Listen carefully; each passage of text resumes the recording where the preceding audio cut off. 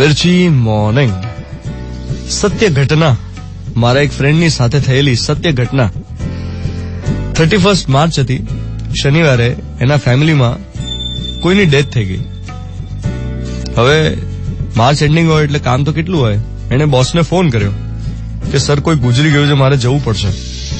બોસનો જવાબ હતો, ઠીક છે જોઈ લે, મીટિંગમાં ટાઈમસર પહોંચી જજે.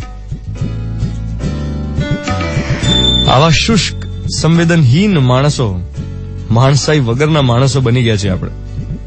હવે આ જ વાતને એક જુદા રેફરન્સમાં યાદ કરું તો વર્ષો પહેલાની વાત છે. અમારી સોસાયટીમાં પેલા ટીવી ચેનલ વાળા, કેબલ વાળા ભાઈ હતા. અમારા પડોશમાં કોઈ ગુજરી ગયું. હવે પેલા કેબલ વાળાને ખબર નહીં, એ તો મહિનાની 3જી તારીખે આવી જ જાય એનું ભાડું લેવા માટે. એટલે મારા ઘરે જયારે આવે ત્યારે મેં એને કહ્યું કે બાજુના ઘરમાં છે ને એક ડેથ થઈ છે, કોઈ ગુજરી ગયું છે. એટલે એને તરત કહ્યું કે જેમના ઘરે ડેથ થયું એમનું ભાડું હું લેતો જ નથી. આમાંય ઘરમાં કોઈ ગુજરી ગયો એટલે મહિનો 2 મહિનો ક્યાં ટીવી જોવાના છે. આને કહેવાય માનવતા. દુનિયા સાથેના દરેક ઇન્ટરેક્શનમાં આ માણસાઈનું તત્વ અકબંધ રહે તો સંબંધોમાં ભીનાશ રહે, નહીં તો જીવન સુક્કા રણ સિવાય બીજું કઈ નહીં. 7:15 થઈ રહ્યા છે. મિર્ચી 98.3 4/4/2018 બુધવારની સવાર. હું છું ધ્વનિત તમારી સાથે. Good morning my dear. With Dhwanit, only on Mirchi. Mirchi morning.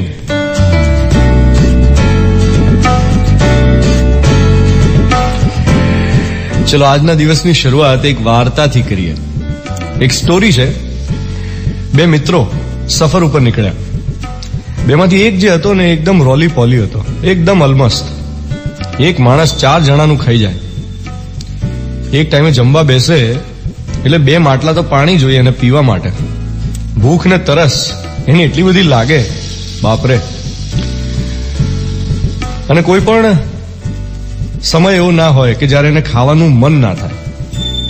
બીજો તો શુક્લકડી, એકદમ શુક્લકડી. દિવસમાં એકવાર જમવાનું મળે તોય ચાલે એને. અને બંને રણમાં સફર કરી રહેલા. એટલે આ બીજો શુક્લકડી જે હતો એને તો રણમાં પાણી ના મળે ને એક ટાઈમે તોય વાંધો નહીં. એક દિવસમાં ડેઝર્ટની અંદર 5 કિલોમીટર ચાલી નાખે એવું આ શુક્લકડી. હવે આ મોટું પતલું એક ગામમાંથી પસાર થઈ રહેલા. એ વખતે એમની ઉપર કોઈ આરોપ મૂકવામાં આવ્યો, કંઈક ઝઘડો થયો અને ત્યાં કોટવાલના હાથે ચડી ગયા. એટલે એમને તો જેલમાં પૂરી દીધા, એક કોટડીમાં નાખ્યા. ના ખાવાનું ના પીવાનું, જ્યાં સુધી ગુનો કબૂલ ના કરે ત્યાં સુધી ખોરાક પાણી બંધ. 2 દિવસ વીત્યા, 3 દિવસ વીત્યા. સદનસીબે આ 3 દિવસમાં સાચો આરોપી પકડાઈ ગયો અને આ બંને જણાને મુક્ત કરવામાં આવ્યા. જ્યારે જેલનો દરવાજો ખોલ્યો ત્યારે પેલો શુક્લકડી બહાર આવ્યો. તો પેલો રોલી પોલી જે હતો મોટું, એ ભૂખ અને તરસથી ઉકલી ગયેલો. તો લોકોને આમ આશ્ચર્ય થયું કે આ શું થયું, આ તો એકદમ શુક્લકડી છે ને આ ટકી ગયો. એટલે એક સમજદાર માણસ હતો, એને એમ કહ્યું કે પેલો શુક્લકડી જે હતો ને એને ભૂખ અને તરસનો અનુભવ હતો, જ્યારે પેલો રોલી પોલી જે હતો મોટું, એને ભૂખ તરસની મુશ્કેલીનો અનુભવ કર્યો જ નહોતો. એનું શરીર અને એનું મન એ ભૂખ તરસ સહન કરવા માટે તૈયાર જ નહોતા. હવે આ જે સ્ટોરી છે એની અંદર પેરેન્ટ્સ માટે બહુ મોટો મેસેજ છે. તમારા બાળકને તમે આજે પાણી માગે ત્યારે દૂધ આપો છો, સ્કૂલે કારમાં મોકલો છો, એના શૂઝ બ્રાન્ડેડ છે, એ ટી-શર્ટ બ્રાન્ડેડ પહેરે છે, જીન્સ બ્રાન્ડેડ પહેરે છે, એનું પર્સનલ ટીવી છે,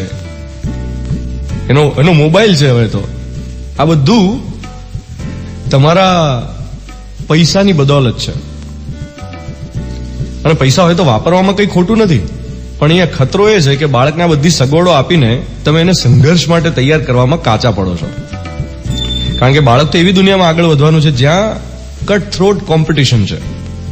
અને આ કોમ્પિટિશનનો સામનો કરવા માટે જરૂર શું પડે? જરૂર પડે એડેપ્ટેશન લેવલની.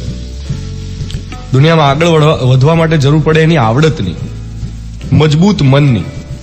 હવે જો નાની ઉંમરે પાણી માગે અને દૂધ મળે તો જ્યારે તરસ્યા રહેવાની નોબત આવે ને તો ઉકલી જવાય.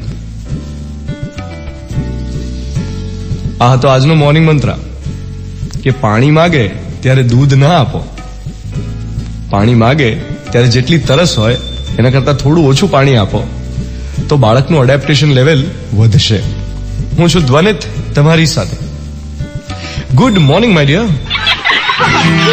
बचपन बचाओ with Dhwanit, only on Mirchi.